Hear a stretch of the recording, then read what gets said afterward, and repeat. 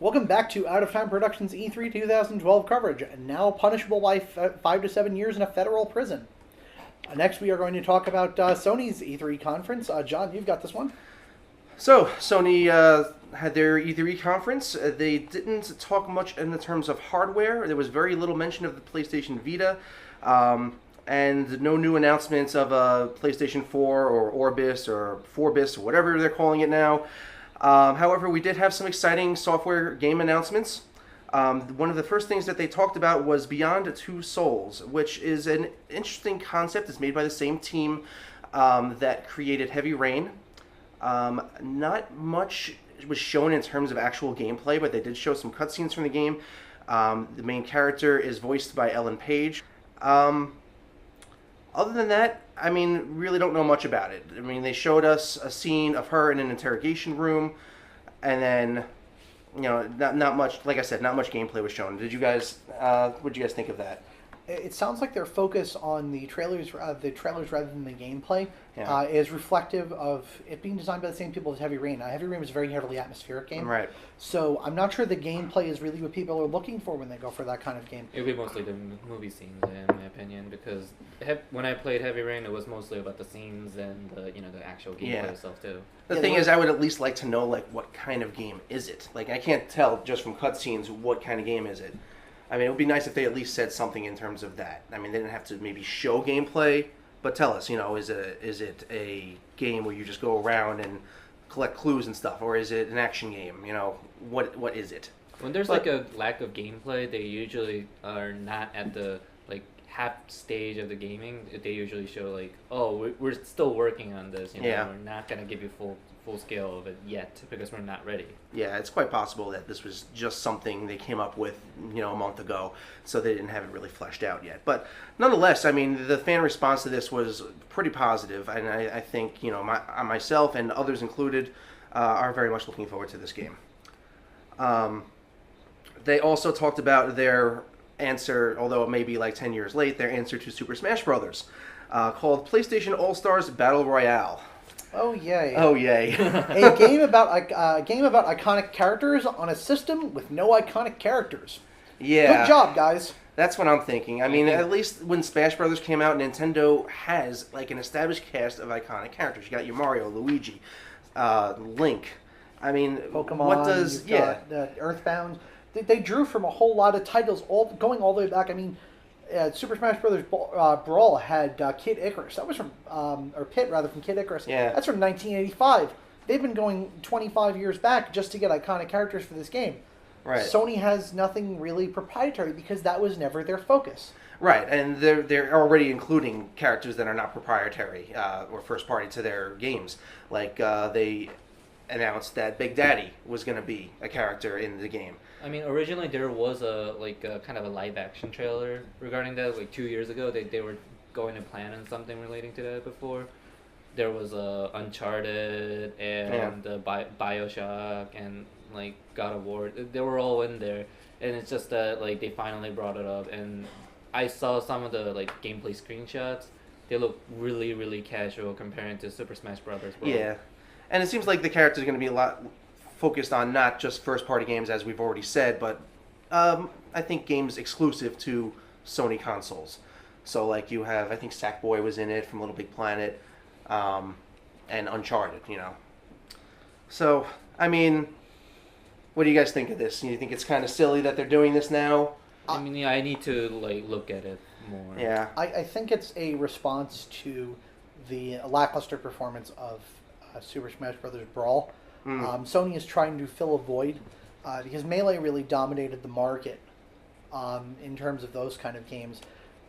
In an environment with no good fighters, I mean, we have Street Fighter 4, the Imbalance Edition. We have Tekken 6, the rehash of Tekken 2 Edition.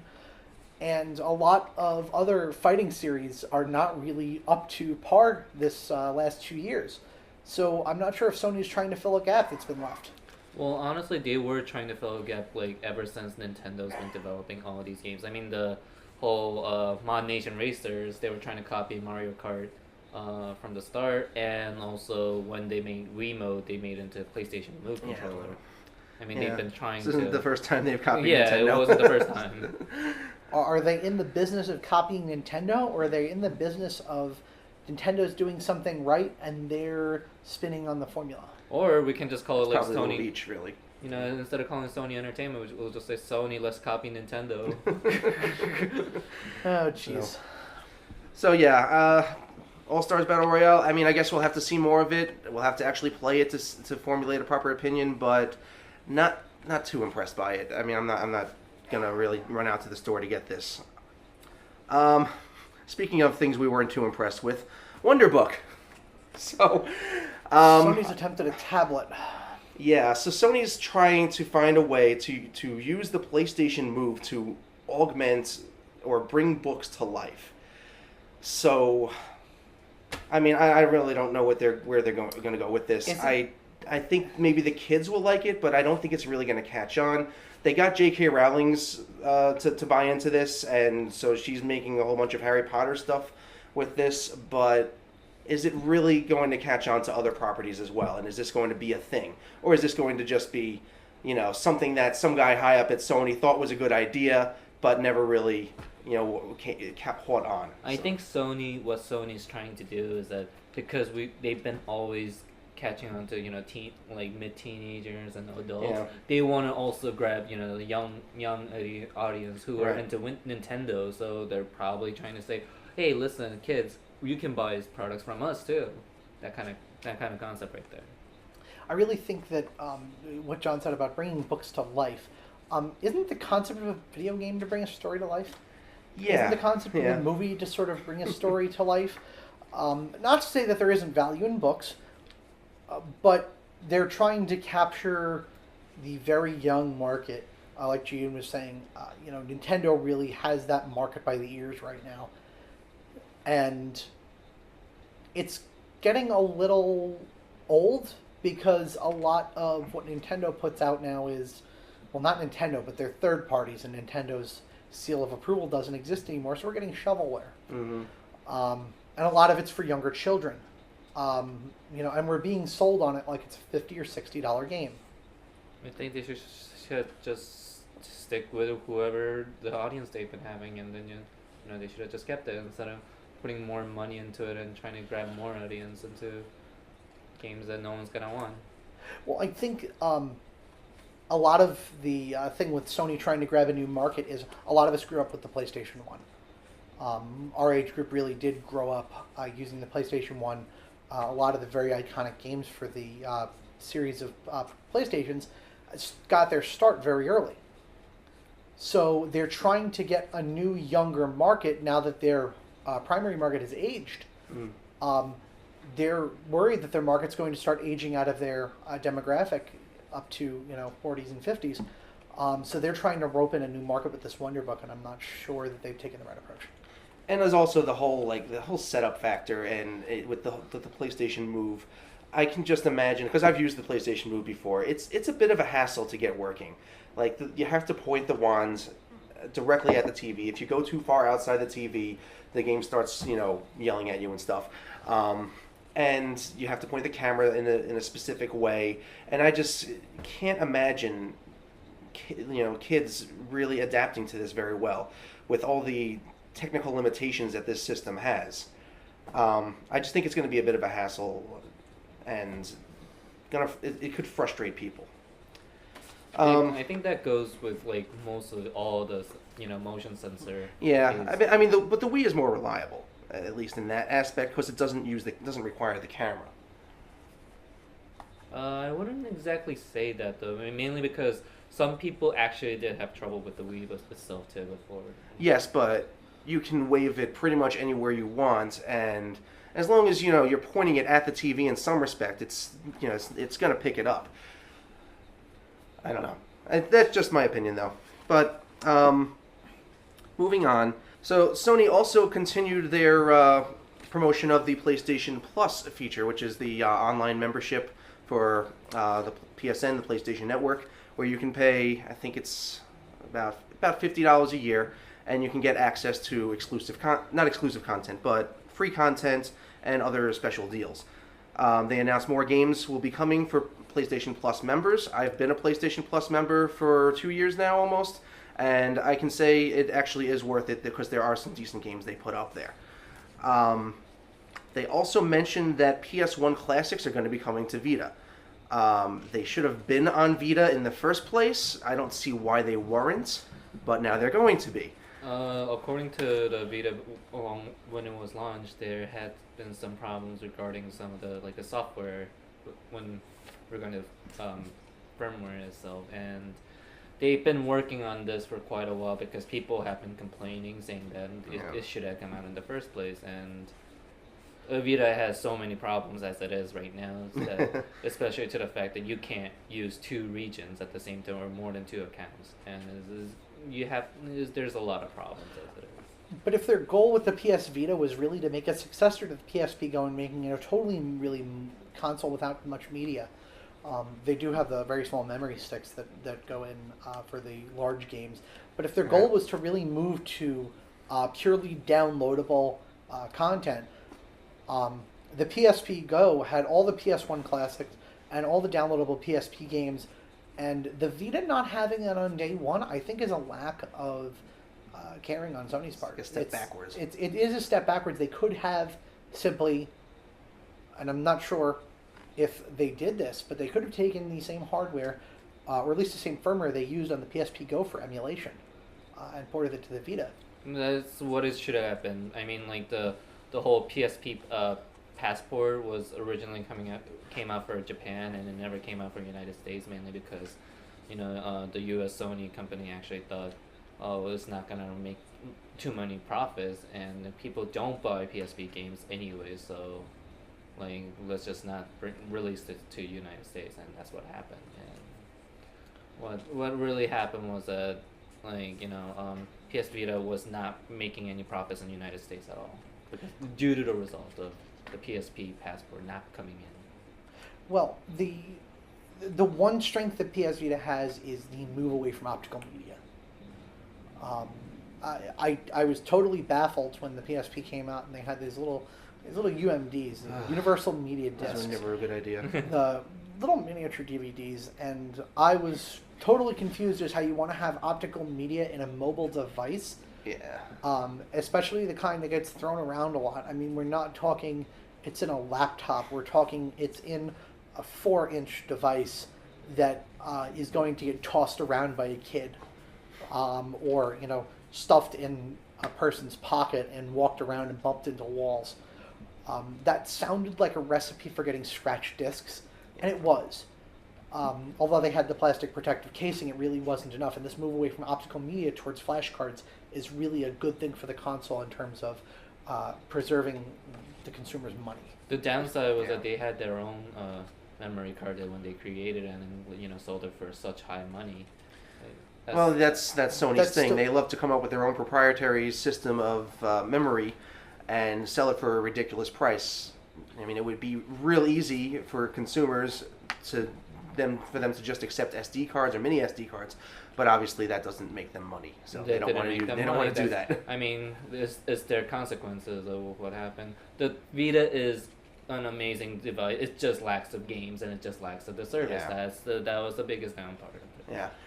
And while we're on the topic of the Vita, I mean, other than them talking about PS1 classics on Vita, they talked about a few games, but there wasn't really much mention of the Vita. I mean, and whereas last year they were really pimping it quite a bit. Do you guys think this is a sign that maybe Sony is laying back a little bit, or maybe even has given up on the Vita? I wouldn't say so. I mean, there are plenty of games that are supposed to be licensed. It's still not going there yet. And also, we can probably expect it during the Tokyo Game Show for more news on what's going to happen with the Vita's future. I think they overhyped it, and they are trying to tone it down in an attempt to sweep that under the rug. It's not that the Vita is terrible at all. Technically, the Vita is beautiful for a mobile device. It soundly beats the 3DS in terms of what it can do for graphics and game capacity. I mean, the largest games that are being released for the 3DS are coming on 4 gig cards.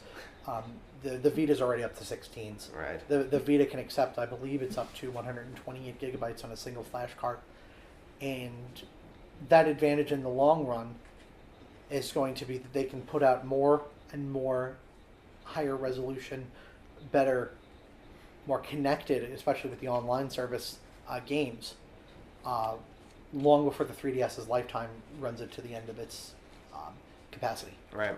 Honestly, like for Vita right now, a lot of people just say that what they mostly expect is probably Atlas new games that are coming out for PS Vita. For the Vita, yeah. Well, they did announce Persona 4 Arena, and then the other Persona 4 remake. Golden, yeah. They, I mean, those are some exciting things for Persona fans to look forward to there. They mentioned Disgaea is also getting a sequel. That's right. I don't think they announced it at the conference, but it's, again, one of those titles that's in the pipeline and is really critical for the Vita. Right. Disgaea is a pretty well-respected tactical series. Yeah. So if they can push that out, if they can put out these AAA titles, the Vita may have a chance because the hardware isn't the problem right now. And the hardware isn't the problem. It's always a game when it comes down to people to enjoy something, to kill time, really. And last but not least, we also had a game announcement called The Last of Us. It's by the team that makes Uncharted, and it's also the same engine. This looked pretty cool, actually, because they showed us some gameplay in it, and I'm not really sure what buttons you press and how the controller arrangement works, but the way the fighting was so detailed, it was pretty impressive. Like the things you can do, I'm trying to remember specifically, they showed the choking. Yeah, the choking, and the girl came from behind and stabbed. I mean, I don't know if you control the girl in that respect, but it seemed like a very detailed fighting. Whereas it's not your normal type of action game where you're shooting a bunch of guys or you're punching and kicking. You're actually doing moves and stuff. I'm questioning how well the controls are going to work and how complex they're going to be, but it does, at least so far, seem pretty cool. The part about that I'm excited about is not necessarily the action part, although that's going to be sort of a revolution in the Resident Evil style of action game. It is putting a new spin on survival horror. It's a zombie game that isn't about the zombies for a change. We've been seeing so many zombie games, and the genre is a dead horse. It is actually an undead horse at this point. And to have really the bigger threat in the world be the other humans, and that's hence the title The Last of Us. It really is about the humans who are left alive in this and how they can be bastards to each other. Right. There had been some more information regarding the Last of Us when I found out, and this has to do with the cordyceps fungus, where all these humans are being mutated by the newer version of the cordyceps, and they become all crazed, spliced up like Bioshock did. Do you think they're really going to put a Bioshock sort of apocalypse spin on this, or we're going to see more zombie movie type? I wouldn't say zombie movie type. It would be more like a bacteria parasites that that kind of mutates their human physical skins, and they start infecting others, and people are just aroused. And the way they gave the environment background, it feels like it was more of I Am Legend movie from the Will Smith one. Well, that's it for our Sony coverage. Overall, I'd say they did a pretty good job. I was pretty impressed with the two games that we talked in detail about, Beyond Two Souls and The Last of Us. Those look pretty impressive. Still iffy on the Battle Royale. We'll have to see more of that as it comes. And Wonder Book can just be flushed down the toilet, in my opinion. But the thing is, it's so big it won't actually fit down your toilet. Especially the Move controller. If you try to flush the Move controller down your toilet, you're going to be calling a plumber. And that is definitely going to cost you more than a PS Vita. Yeah. So that's it for Sony, I guess. That's it for Sony.